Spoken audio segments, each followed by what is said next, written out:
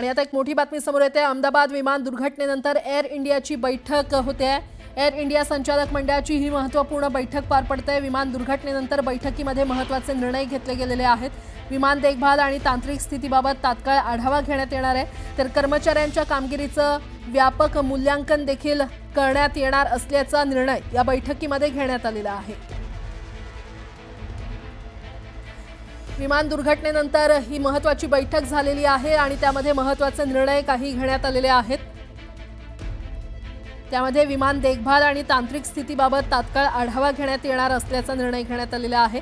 तर कर्मचाऱ्यांच्या कामगिरीचं व्यापक मूल्यांकन करण्यात येणार असल्याचं देखील या बैठकीमध्ये महत्त्वाचा निर्णय घेण्यात आलेला आहे। एअर इंडिया संचालक मंडळाच्या बैठकीत अध्यक्ष आणि मुख्य कार्यकारी अधिकाऱ्यांनी नुकत्याच झालेल्या विमान अपघाताची माहिती दिलेली आहे। त्या संदर्भातले महत्त्वाचे निर्णय घेण्यात आलेले आहेत। एअर इंडिया संचालक मंडळाची ही अतिशय महत्त्वाची बैठक पार पडली आहे। अहमदाबादमध्ये जी विमान दुर्घटना घडली त्यानंतर ही महत्त्वाची बैठक घेण्यात आलेली आहे आणि त्यामध्ये काही निर्णय घेण्यात आलेले आहेत। तर कर्मचाऱ्यांच्या कामगिरीचं व्यापक मूल्यांकन आता करण्यात येणार असल्याचं या बैठकीमध्ये महत्त्वाचा निर्णय घेण्यात आलेला आहे। तसंच विमान देखभाल आणि तांत्रिक स्थितीबाबत तात्काळ आढावा देखील घेण्यात येणार आहे।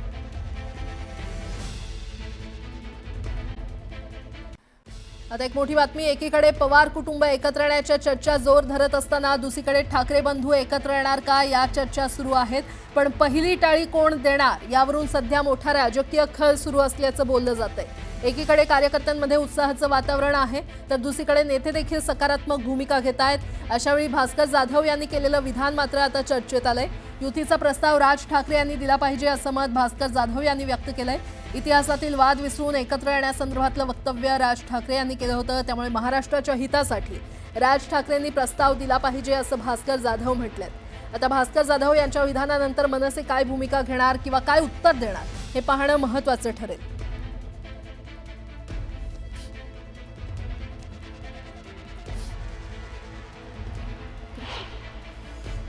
हा राजसाहेबांनी मांडलेला आहे आणि राजसाहेबांनी मांडल्यामुळे राजसाहेबांचं महाराष्ट्राच्या हितापेक्षा आमची भांडणं छोटी आहे असं राजसाहेब म्हणाले। त्यामुळे महाराष्ट्राच्या हिताच्या दृष्टीने दोघांनी एकत्र कसं यावं मला वाटतं हा प्रस्ताव राजसाहेबांनी दिला तर महाराष्ट्राच्या हिताच्या दृष्टीने योग्य ठरेल असं मला वाटतं। राजकीय विश्लेषकाचं संपूर्ण विश्लेषण बघितलं ऐकलं। राज ठाकरे आणि उद्धव साहेब जरी एकत्र आले तर जवळजवळ 54% मतं मुंबई महानगरपालिकेतले होणाऱ्या मतदानाच्या 54% मतदान हे या दोन भावांच्या युतीला होईल आणि यातूनच भाजपा हादरलेली आहे, घाबरलेली आहे आणि बिथरलेली आहे।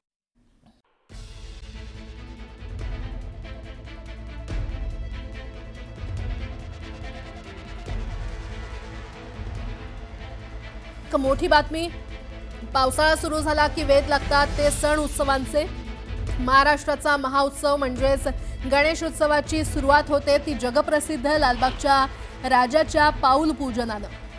संकष्ट चतुर्थीच्या मुहूर्तावर लालबागचा राजा सार्वजनिक गणेशोत्सव मंडळानं मूर्तिकार कांबळी आर्ट्स यांच्या कार्यशाळेत मंडळाचे अध्यक्ष बाळासाहेब कांबळे यांच्या हस्ते लालबागच्या राजाचं पाद्यपूजन करण्यात आलेलं आहे। या पाद्यपूजनानंतर आता प्रत्यक्ष लालबागच्या राजाची वात्सल्य मूर्ती साकारण्यास सुरुवात होणार आहे। त्यामुळे आता खऱ्या अर्थानं गणेशोत्सवाचे पडघम वाजायला सुरुवात झालेली आहे आणि या संदर्भात अधिक माहिती देत आहेत आमचे प्रतिनिधी उदय जाधव आपल्यासोबत जोडले गेलेले आहेत। उदय, लालबागच्या राजाचं पाद्यपूजन संपन्न झालंय, काय अपडेट? आपण पाहतो की पावसाळा सुरू झालेला आहे आणि पावसाळा सुरू झाला की सर्वांना सण उत्सवांचे वेध लागतात आणि आजचं सर्वांचं लक्ष असतं ते म्हणजे गणेशोत्सवाकडे आणि गणेशोत्सवाची सुरुवात जी आहे ती लालबागच्या राजापासून होते। लालबागचा राजा जगप्रसिद्ध आहे आणि जगप्रसिद्ध या लालबागच्या राजाची मूर्ती घडवण्याचं काम जे आहे ते आजपासून सुरू झालेलं आहे। आज संकष्ट चतुर्थी आहे आणि संकष्ट चतुर्थीच्या मुहूर्तावरती लालबागचा राजा सार्वजनिक गणेशोत्सव मंडळाने लालबागच्या राजाचं पाऊल पूजन जे आहे ते आज पहाटे 6 वाजता कांबळी आर्ट्स यांच्या कार्यशाळेमध्ये केलेलं आहे। म्हणजे जिथे मूर्तिकार मूर्ती घडवतात त्या कार्यशाळेमध्ये आज लालबागच्या राजाचं पाऊल पूजन जे आहे ते पार पडलेलं आहे आणि आजच्या या पाऊल पूजनानंतर आता प्रत्यक्ष लालबागच्या राजाची वात्सल्यपूर्ण मूर्ती जी आहे ती साकारण्यास सुरुवात होणार आहे। आता 27 ऑगस्ट रोजी गणेशोत्सव आहे आणि 27 ऑगस्ट पूर्वी जवळपास 3 महिने आधीपासूनच गणेशोत्सवाची जी पूर्वतयारी जी आहे तिला सुरुवात होते आणि एकंदरीत आपण पाहतोय की सणोत्सवाच्या माध्यमातूनच गणेशोत्सव जो आहे मोठ्या प्रमाणात सुरू होतो आणि आता लालबाग राजाचं पाऊल पूजन पार पाडलेलं आहे. त्यामुळे गणेशोत्सवाचे खऱ्या अर्थाने पडगम जे आहे ते आता वाजू लागलेले आहेत. बरं उदय, धन्यवाद या सविस्तर माहितीसाठी. इस्रायलनं इराणवर भीषण असा हवाई हल्ला केला आणि त्यानंतर राजधानी तेहरान हादरून गेले. तेहरानच्या चहूबाजूला असे आगीचे आणि धुराचे लोट उठलेत. इस्रायलनं मिसाईलचा अक्षरशः पाऊस पडलाय. राजधानी तेहरानसह अनेक शहरांना हादरून टाकले. तर इराणचे प्रमुख सैन्य अधिकारी आणि अणुशास्त्रज्ञांना ठार मारण्यात आलेले आहे. त्यामुळे दक्षिण आशियावर युद्धाचे ढग आता जमू लागलेले आहेत. पाहुयात त्या संदर्भातला न्यूज 18 लोकमतचा हा खास रिपोर्ट.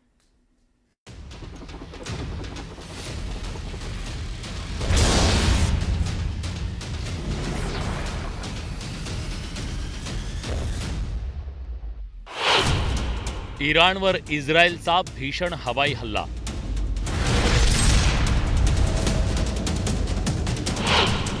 इस्रायलच्या एअर स्ट्राईकनं इराण हादरला. इस्रायलकडून इराणमध्ये मृत्यूचं तांडव. इराणची राजधानी तेहरानच्या आकाशातील या आगीच्या गोळ्यांनी खोमेनींची अक्षरशः झोप उडवली. कारण बघता बघता इस्रायलच्या क्षेपणास्त्रांनी इराणला जबरदस्त असं घायाळ केलं. या हल्ल्यात ना त्यांचे एअर डिफेन्स सिस्टीम कामी आले, ना त्यांचं रडार त्यांना वाचवू शकलं. इस्रायलनं इराणच्या एअर डिफेन्स सिस्टीमला चकवा देत आपल्या लढाऊ विमानांनी तेहरानवर बॉम्ब वर्षाव केला. हा हल्ला इतका भीषण होता की इराणला त्यातून लवकर सावरणं आता कठीण आहे. काही मिनिटांच्या या हवाई हल्ल्यात अनेक घरं उद्ध्वस्त झाली. इस्रायलनं अतिशय चाणाक्षपणे इराणला अशी जखम दिली आहे जी त्यांना कधीच विसरता येणार नाही. इस्रायलनं इराणची राजधानी तेहरान आणि पिरानसह जवळपास 30 शहरांवर 300 पेक्षा जास्त मिसाईल लागले. त्या ऑपरेशनला नाव दिलं गेलं ऑपरेशन रायझिंग लॉयन. या हवाई हल्ल्यात इराणचे सर्वोच्च सैन्य कमांडर मारले गेले. इराणचे अनेक अणुशास्त्रज्ञ मारले गेले. या हल्ल्याची जी दृश्य समोर येत आहेत ती जगाला हादरवून टाकणारी आहेत. इस्रायलच्या बॉम्ब वर्षावानं तेहरानमधील अनेक घरं जळून खाक झाली. या बॉम्ब वर्षावात केवळ घरं इमारतीच नाही तर रस्त्यांवरच्या गाड्याही जळून खाक झाल्या. राजधानी तेहरानमधील नागरी वस्तीलाही टार्गेट केल्याचं सांगितलं जातंय. त्यामुळे हल्ल्यात अनेक सामान्य नागरिकांचा जीव गेला, ज्यात महिला आणि लहान मुलांचा समावेश आहे. तेहरानमध्ये जे झालं त्याने संपूर्ण पश्चिम आशियाला हादरवून टाकलंय. इस्रायली हल्ल्यानंतर अनेक इमारती आगीच्या भक्षस्थानी पडल्या. इमारतींना लागलेली आग विझवण्यासाठी अग्निशमन दलाच्या अनेक गाड्यांना पाचारण करावं लागलं. या हवाई हल्ल्यात अनेक घरं, नागरिक वस्त्या टार्गेट करण्यात आल्या. अनेक गाड्या जळाल्या. सगळीकडे फक्त विध्वंस दिसत होता. ज्या इमारतीत आम्ही राहतो तिला उडवण्यात आलं. मला माहित नाही त्यांनी मिसाईलनं हल्ला केला की कशानं. या हल्ल्यानंतर इस्रायलकडून प्रतिक्रिया समोर आली, ज्यात इस्रायलचे संरक्षण मंत्री इस्रायल केट्स यांनी सांगितलं की इराणकडून होणाऱ्या संभाव्य हल्ल्यापासून संरक्षण करण्यासाठी आम्हाला हे पाऊल उचलावं लागेल. त्यांनी दावा केला की इराणचे काही सैन्य तळं आणि अणुप्रकल्पांना टार्गेट करण्यात आलं. तिकडे अमेरिकेनं या हल्ल्यात आपला सहभाग नसल्याचं म्हटलंय. अमेरिकेचे परराष्ट्र मंत्री मार्को रुबियो यांनी सांगितलं की इस्रायलची ही एकतर्फी कारवाई आहे. त्यांनी ठणकावलं की आता इराणनं प्रत्युत्तर देण्याच्या भानगडीत पडू नये, अमेरिकी सैनिकांना टार्गेट करू नये. इस्रायलने केलेल्या हवाई हल्ल्यात इराणचे अनेक बडे लष्करी अधिकारी मारले गेले. सर्वोच्च 4 लष्करी अधिकाऱ्यांचा मृत्यू झाल्याचं इराणनं मान्य केलं. या 3 अणुशास्त्रज्ञांचाही समावेश आहे. Mohammed Bagheri, chief of staff Irani arm force, 2016 पासून ते इराणचे सैन्य प्रमुख होते. होसेन सलामी 2019 पासून IRGC चे चीफ ऑफ स्टाफ होते. गुलाम अली रशीद IRGC चे जनरल होते. खतम अल अंबिया सेंट्रल हेडक्वार्टरचे ते कमांडर होते. डॉक्टर फेरेदून अब्बासी अणुवैज्ञानिक होते. डॉक्टर तेहरानची अणुवैज्ञानिक होते. डॉक्टर अब्दुल हमीद मिनोचेहर अणुवैज्ञानिक होते. खरं तर याआधी इस्रायलनं इराणच्या अणुप्रकल्पांमध्ये अनेक वेळा अडथळे आणले. त्यांना अण्वस्त्र सज्ज बनण्यापासून रोखण्यासाठी अनेक प्रयत्न केले. हा हल्लाही त्याचाच एक भाग आहे. इराण अण्वस्त्र सज्ज झाला तर आपल्या अस्तित्वाला धोका आहे असं इस्रायलचं म्हणणं आहे. काही असलं तरी या हल्ल्यामुळे दक्षिण आशियात पुन्हा युद्धाचा भडका उडण्याची शक्यता आहे. हे युद्ध भडकलं तर जगभरात पेट्रोल आणि डिझेलच्या किमतीचा भडका उडू शकतो, हेही तितकंच खरं. Bureau report, news 18 Lokmat. आता एक मोठी बातमी. प्रहारचे नेते बच्चू कडू यांच्या आंदोलनाचा आज 7वा दिवस आहे. 7व्या दिवशी देखील बच्चू कडू आंदोलनावर ठाम आहेत. शुक्रवारी महसूल मंत्री चंद्रशेखर बावनकुळे यांनी बच्चू कडू यांची भेट घेऊन त्यांच्यासोबत चर्चा केली. मात्र बच्चू कडू आणि बावनकुळेंमधील चर्चा फिसकटली आहे. त्यामुळे बच्चू कडू यांच्या अन्नत्याग आंदोलनावर ते अजूनही ठाम आहेत. दरम्यान आज कार्यकर्त्यांसोबत आणि पाठिंबा देणाऱ्या संघटनांसोबत चर्चा करून निर्णय घेऊ असं बच्चू कडू यांनी म्हटलंय. चंद्रशेखर बावनकुळे यांनी मुख्यमंत्री देवेंद्र फडणवीस आणि बच्चू कडू यांची फोनवरून चर्चा करून दिली. कर्जमाफी संदर्भात समिती स्थापन करण्याची सरकारची भूमिका आहे, तर लेखी आश्वासनाशिवाय माघार नाही अशी भूमिका बच्चू कडू यांनी घेतली आहे. त्यामुळे आता आज बच्चू कडू काय निर्णय घेणार हे पाहावं लागणार आहे. माननीय मुख्यमंत्री साहेब यांच्यासोबत बोलणं झालं आणि आता बावनकुळे साहेबांसोबत पण चर्चा झाली. हा निर्णय तुमच्यासमोर ठेवतो. एक तर दिव्यांगाचं जे पेन्शन आहे 6,000 आपण मागणी केली आहे, त्या संदर्भात येत्या पुरवणी मागण्यामध्ये ते पेन्शन वाढवल्या जाईल, त्याची तरतूद केल्या जाईल, हे कबूल केलं दिव्यांगाच्या बाबतीत.